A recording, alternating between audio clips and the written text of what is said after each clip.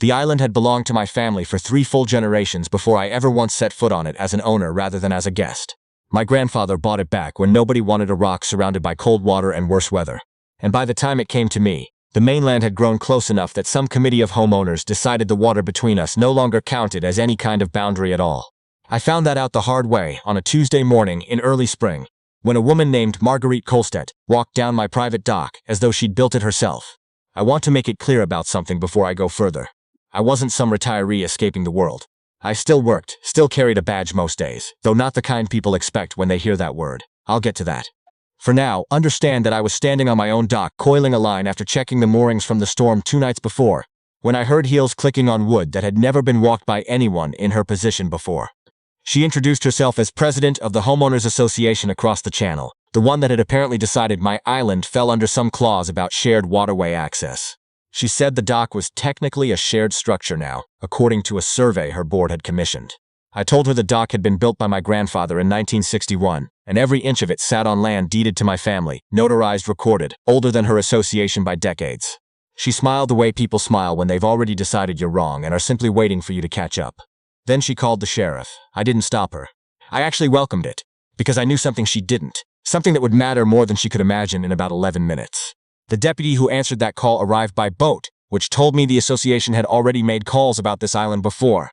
Enough times that local law enforcement had a route memorized. He climbed onto the dock, nodded politely to her, and then his eyes moved to me, and something shifted in his face. He didn't ask for my identification. He said my name, followed by a rank, and then he asked if everything was all right before I'd said a single word.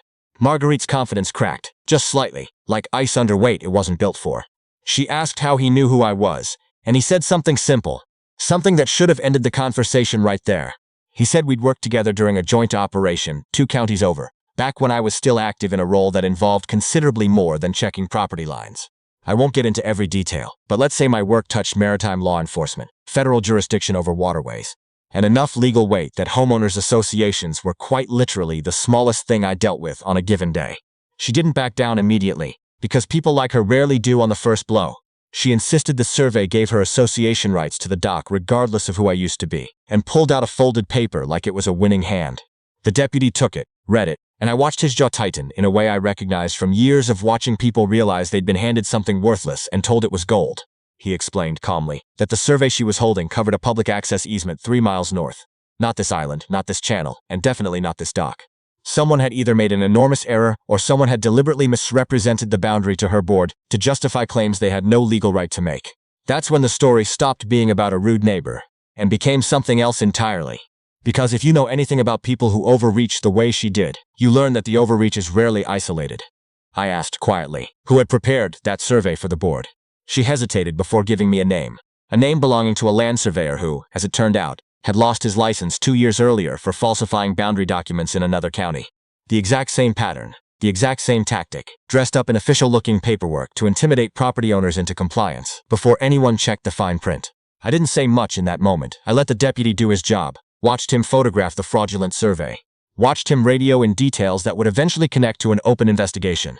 Nobody on that dock knew existed yet. Marguerite stood there, arms crossed, still trying to project authority even as the ground beneath her plan gave way, one confirmed fact at a time. She tried a different angle, claiming she had no idea the surveyor's license had lapsed, that the board had simply hired the cheapest bid available without asking too many questions.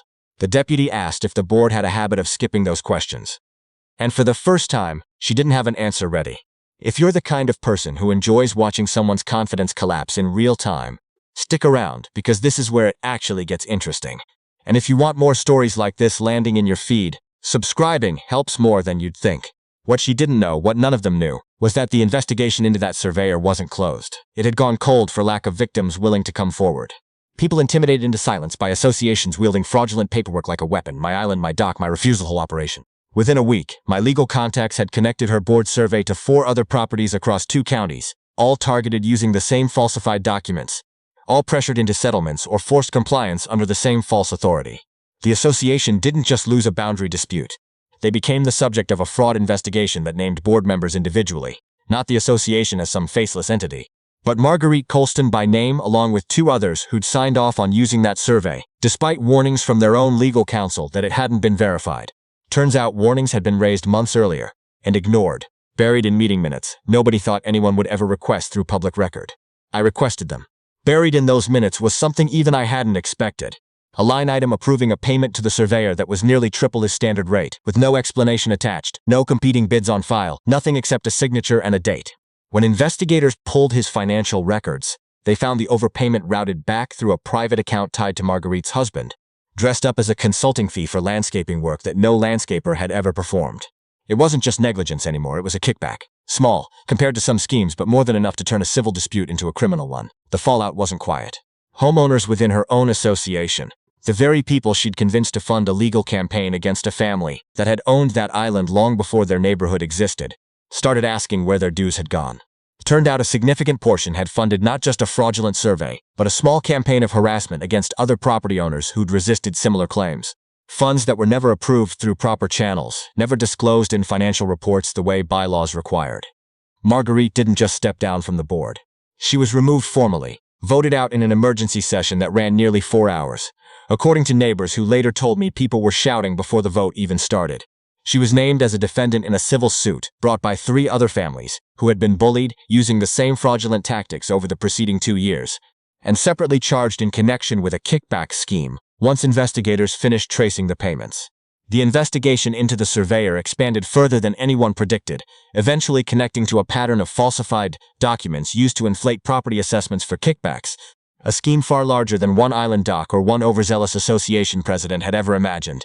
By the time it was all over, she'd lost her seat, her reputation among neighbors who once trusted her judgment, and any claim to the moral high ground she'd walked onto my dock with that morning. She sold her house within the year and left the area entirely, according to people who still live across the channel. Unwilling to face the community she'd spent dues money turning against families like mine. I still live on that island. The dock still stands, older, weathered, entirely mine, exactly as it was before anyone decided otherwise. Sometimes people ask if I felt vindicated watching it all unfold. Watching someone who tried to strip away something my family built get stripped of everything she'd built for herself instead.